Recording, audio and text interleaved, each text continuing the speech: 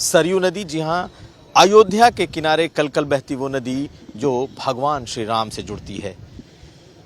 हमारे साथ इस वक्त राम रोशन दास मौजूद हैं और ये अयोध्या से नहीं हैं, ये भगवान राम के ससुराल जनकपुर से हैं। और वहाँ जो माता सीता का भव्य मंदिर है, जो राजा जनक का जो महल है, वहाँ के ये मुख्य पुजारी हैं। लेकिन आखिर ये अयोध्या क्यों आए हैं?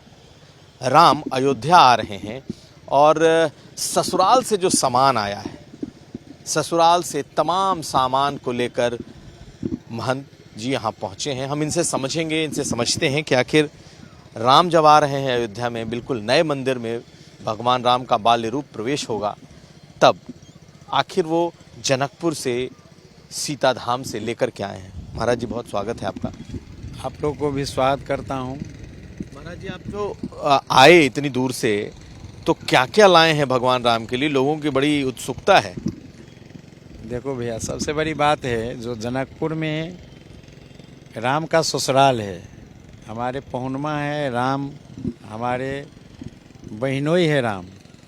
और आपको पता है जो हमारे सीता जी की ससुराल अयोध्या है, तो अभी अयोध्या में राम का बहुत बड़ा महल बना है और बहुत दिनों से महल में नहीं थे, टेंट में थे। और हम जनकपुर वासी बहुत चिंतित थे।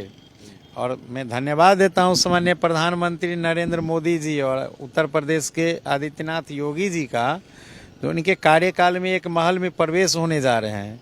रामलला भगवान विराजेंगे 22 जनवरी को। इस खुशी में जनकपुर वासी इतने उत्साहित भरे हैं, जो वस्तु भी से प्रधानता नहीं है, लेकिन एक प्रेम की फिर से गांठ बांधने हम लोग आ गए हैं।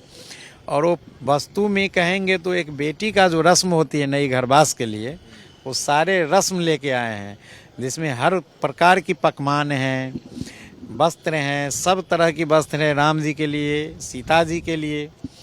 उसमें सीता जी और राम जी के लिए हर गहने हैं, हर चांदियों का सेट में खाने पीने का थाल, सुप्पा, एक कटोरी, गिलास, यानी जितने सेट होते, भारा, बर्तन, सब सेट में।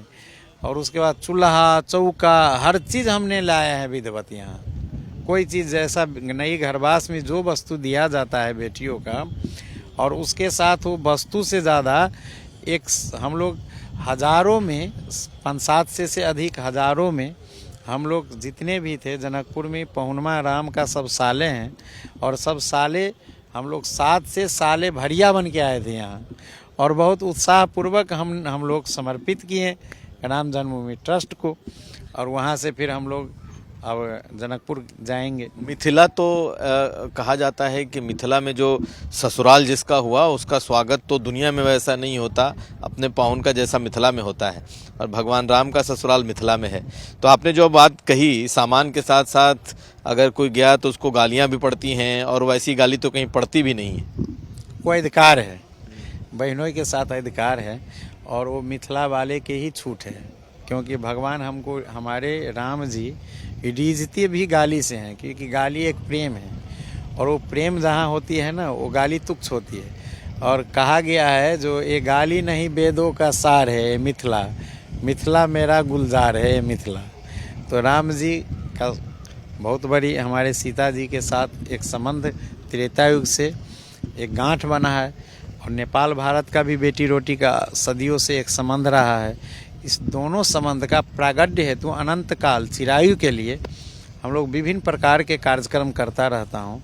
जो अयोध्या मिथिला का संबंध जहाँ झलकता है, जहाँ जनकपुर अयोध्या की संबंध झलकती है, उस संबंध के नाते हम लोग बारात भी सजाते हैं। प्रत्येक वर्ष विवाह पंचमी में 5-5 वर्ष पर खूब बढ़िया पैमाने पर सजती है अयोध्या से। सारे संत समाज, अधिक यहाँ के प्रतिनिधि लोग जाते हैं। तो यहाँ से जो प्रतिनिधि वहाँ जाते हैं वो भी गाली खाते हो? खूब गाली सुनाते हैं। खोट भोजन के जीवनार के समय में हम लोग खूब प्रेम से पहुना के नाते सबको गाली देते हैं। समधी साहब सबको गाली पड़ती है। कुछ गाली आप बताएंगे, सुना देंगे, ताकि हमारे दर्शक भी समझें कि आखिर जब अयोध्या के लोग जब जनकपुर पहुँचते हैं तो कैसी गालियाँ खाते हैं? गाली तो अब हम लोग कहेंगे तो अब गाली क्या, अब ई बूढ़ा बाबा है दशरथ के लिए, ई बूढ़ा बाबा के पकल पकल दाढ़ी भोजन परोस के हम लोग कहते हैं। देखने में पातर छितर, देखने में पातर छितर, खाए भैर थारी, बता द बबुआ, बबुआ दे लोगवा देत काहे गाली, बता द बबुआ। तोहरा से पूछेला ओ धनुष धारी, तोरा से पूछेला ओ धनुष धारी, एक भाई गोर का है एक भाई कारी, बता द बाबू। आप एक भाई गोर है एक काले हैं, इसमें रहस्य है, क्योंकि जब पिता आपका गोरे हैं तो दोनों भाई का गोरा होना चाहिए भाई कहीं गड़बड़ है। इसीलिए एक भाई गोर चाहे एक भाई कारी, बता द बाबुआ, लोगवा देत काहे गारी, बता द बाबुआ। तो ये तो दशरथ जी को गाली पड़ी। नहीं, भाई को भी कहे ना, अब दोनों भाई को भी बोल दिए है ना। अच्छा, कि एक भाई गोरा एक भाई काला। काला क्यों है? कोई गड़बड़ तो नहीं है माता पिता में? ये तो सबकी, देखिए ये भी मिथिला वाले का अधिकार है, सबकी नहीं है, वो ब्रह्म स्वरूप नाम है, एक लोक विधि में आता है। हम लोग भी अब एक शक्ति रूप में हमारे किशोरी जी का प्राकट्य है, लेकिन मिथिला वाले का छूट है, बहनोई का, और ये प्रेम का सार है। कहाँ पर हम लोग देते हैं गाली? जहाँ भोजन पर देते हैं, परोस करके प्रेम से पवाते हैं, हाथ से व्यंग करके पवाते हैं, उस समय की ये मिथिला का प्रेम है, प्रागड्य संबंध है। आप बता रहे थे कि अभी महंत जी भी गए थे तो खाना नहीं खाए तो रामभद्राचार्य स्वामी रामभद्राचार्य जी महाराज गए थे हमारे महल में, सारे व्यंजन परोस दिया गया भोजन के लिए, लेकिन वो भोजन, वो बोले जब तक हम गाड़ी नहीं सुनेंगे तब तक भोजन नहीं करेंगे। तो वहाँ के मंदिर की जो सखियाँ सब है महाराज जी के सानिध्य में, जो वहाँ पर सब इकट्ठे होकर के खूब गाली दिए। उसके बाद जबनार हुआ, भोजन हुआ, बड़ा प्रेम से आनंद से भोजन किए, वही बता रहे हैं। बिना गाली के भोजन जी का दशरथ जी का भाव है, वर वधू रूप में महाराज जी के आगे आप उनके कथा में या प्रसंग में आता है, रामभद्राचार्य जी हमारे जगत गुरु रामानंदाचार्य जी महाराज का वर वधू के रूप में देखते हैं और दशरथ के रूप में स्वयं है प्रकट। तो दशरथ जी जब जाएंगे तो फिर दशरथ जी के आगे परोस करके भोजन दिया जाएगा। तो महाराज जी का एक बड़ा हृदय में भाव रहती है, जो मिथिलानी जब तक हमको गाली नहीं देंगे तब तक प्रसाद भोजन परोसे हुए भी रहते हैं, लेकिन इंतज़ार करते नहीं पाएंगे।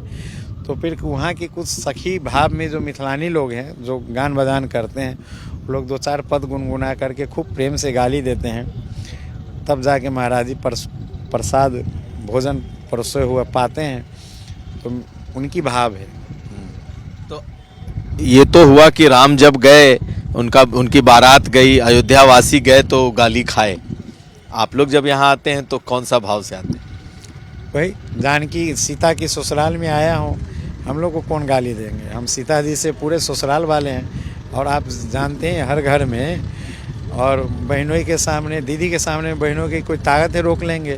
तो हम लोग तो वही बहनोई पहुनमा घर आया हूँ, तो हम लोग का खूब सम्मान मिलता है, पकवान मिलता है, और खूब आदर मिलते हैं, सत्कार मिला है, सम्मान मिलता है। फिर 22 जनवरी को आ रहा हूँ ना निमंत्रण में, वहाँ अपनी पहुनमा घर में देखूँगा, खूब दर्शन करूँगा, आनंद लूटूँगा। एस्ट्रो तक ऐप पर आपको मिलेगा भविष्य से जुड़े हर सवाल का जवाब। डाउनलोड कीजिए एस्ट्रो तक ऐप और चुटकी में जुड़िए इंडिया के बेस्ट एस्ट्रोलॉजर से।